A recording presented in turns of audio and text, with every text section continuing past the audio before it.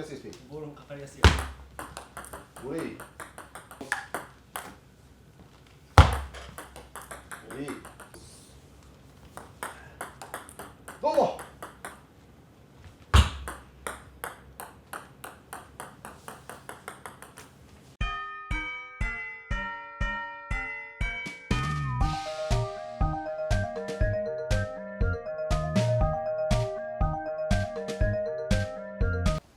皆さんこんにちは。ワールドラバーマーケットのグッチです。今回は卓球知恵袋の方よろしくお願いします。本日はこちらです。デカラケを使って下回転サーブがかけられるようになるやり方をやっていきます。今日はですね、皆さんこのデカラケで短く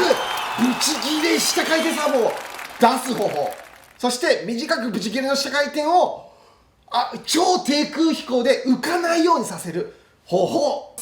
で、ですね、通常のラケットはこちらです。で、でかい方がですね、やっぱ見やすいんじゃないかなと。でかい方がいいんで、どうやって打球したらこうやって下回転が強くかけられるよっていうやり方ですね。短く切れて止まるやり方をやっていきます。感覚的にはですね、こちらのラケットのグリップですね。グリップがまず5本指で握る形が一番下回転は切りやすい形になります。5本指、5本ですね。で、2本指だとちょっとですね、横回転が混じってしまったりですね、あとは回転がちょっと弱くなりやすい。5本指で握るとボールの下を掴みやすいので、こうやって下回転をこうやって2本指で握る、下3本外す形になると、最初はですね、これでやろうとすると力加えるとこうやってちょっと少しですね、ラケットがですね、当てる瞬間に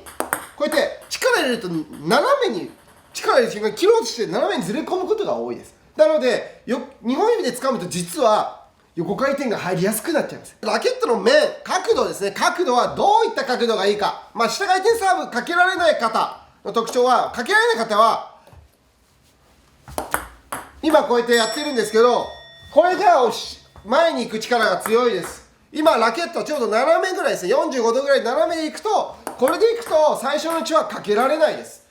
上級者の人はどんなスイングでも45度でもこのスイングでもかけられます。でも最初はですね、この45だと斜めで入る、45度っていう斜めでちょうど入ってこうやってやると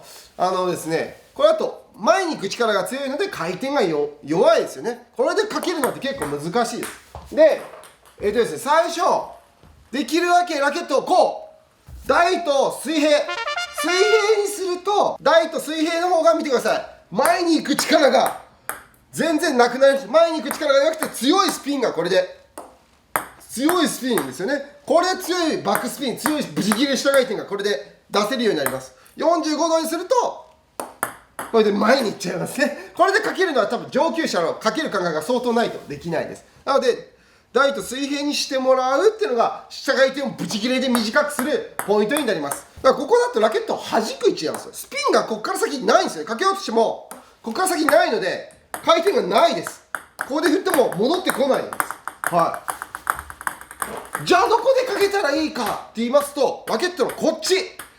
なんですよ。左の中心、真ん中の中心にこう入り始めの方からこういう一直線、本当にこんな風には転がらないんですけど、こういうイメージですね。こっからこっちに一直線で矢印振るような感じです。そうするとこうやって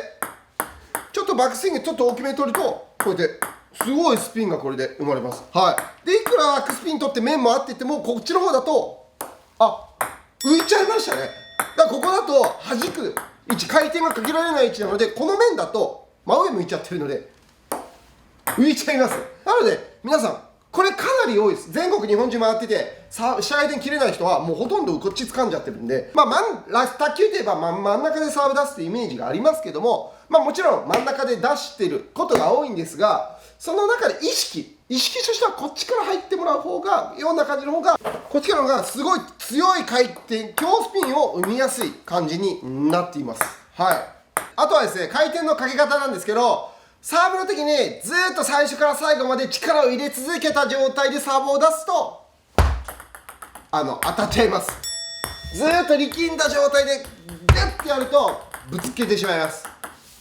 で、こするためにですね、最初力抜く、リラックスしといて、まあ力を抜いた状態、まあパーの状態、手で言うとパーの状態、リラックスした状態で持つ。で打球する瞬間に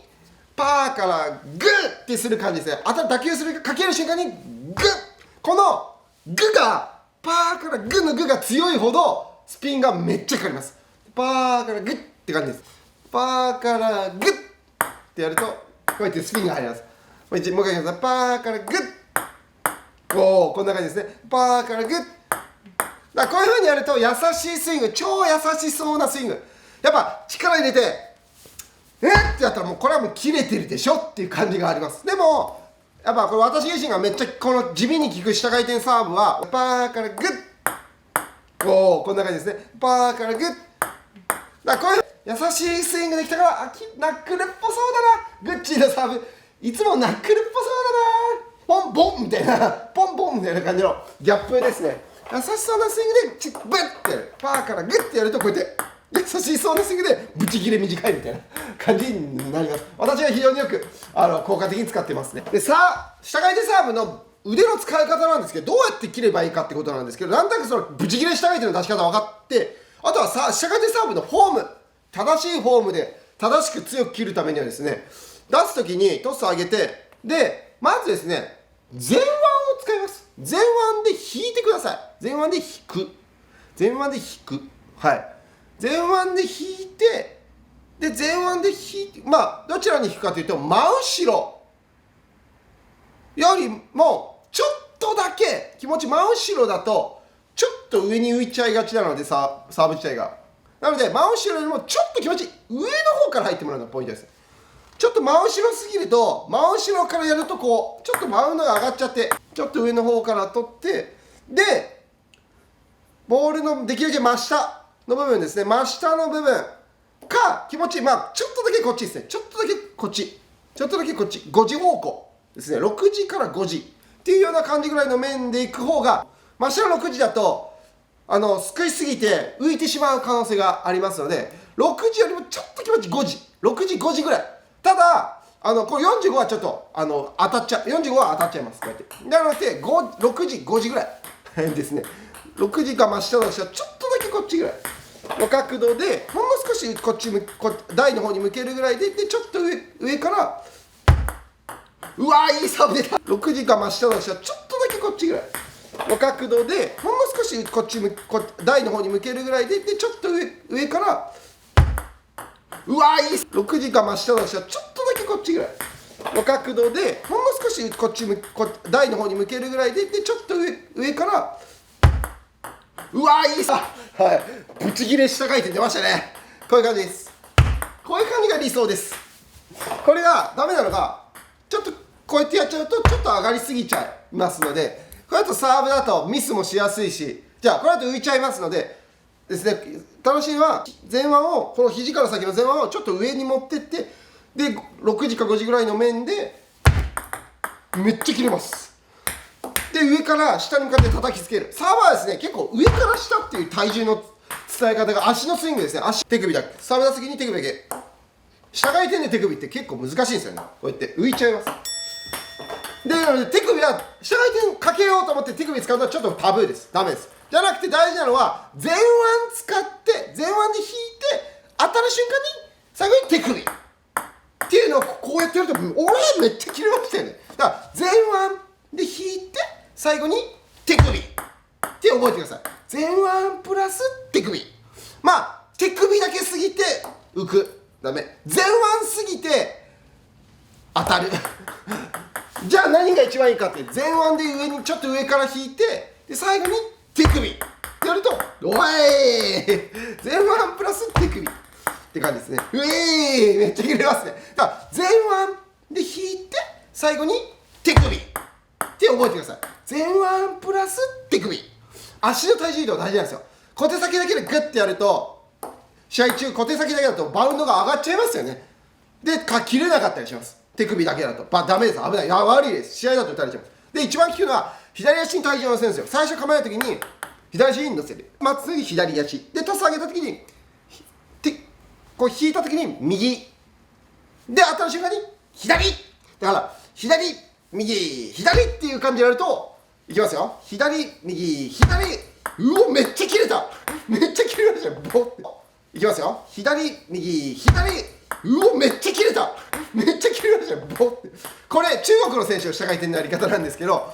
すごい加速して勢いのあるめっちゃ切れた下回転ですね。切れてるか切れてないか変化がわからないんですよね。勢いがめっちゃ今下回転の止まる勢いじゃなかったですよね。今ボーンと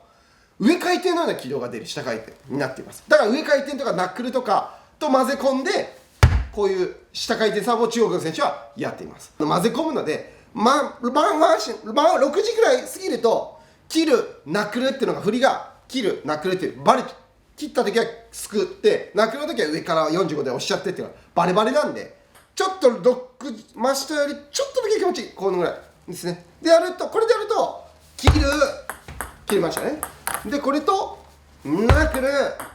分かんないと思います。だからこの面ってね、結構切るサーブもナックルサーブとかいろんな変化も試合中つけることができるし、サーブとしての安定度も非常に高まります。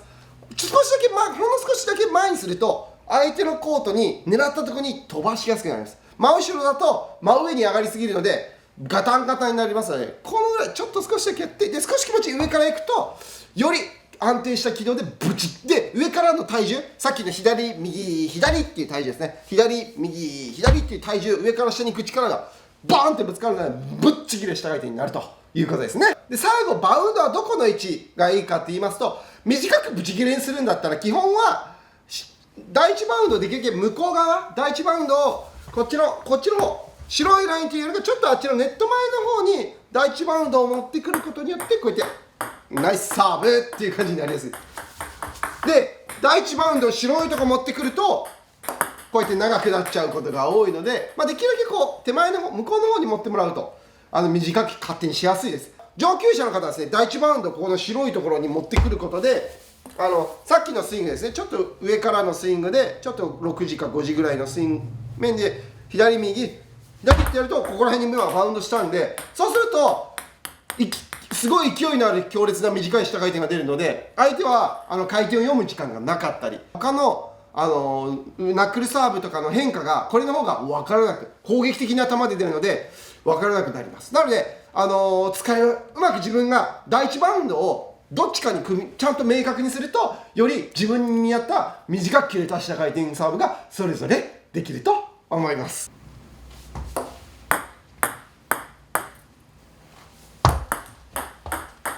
6時か真下の下、ちょっとだけこっちぐらいの角度で、ほんの少しこっち台の方に向けるぐらいで、ちょっと上から、うわーいいっす。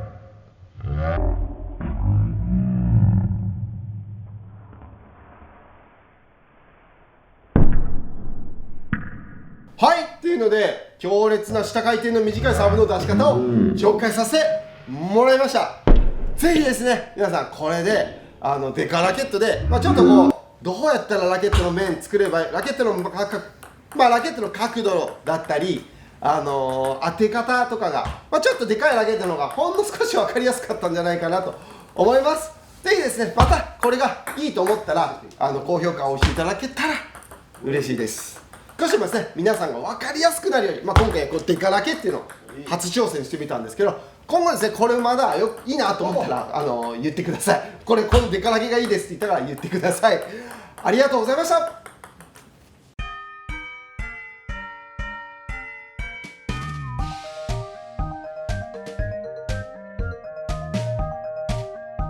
最後まで動画を見ていただきありがとうございます。日本中講習会で回って卓球の楽しさを伝える普及活動、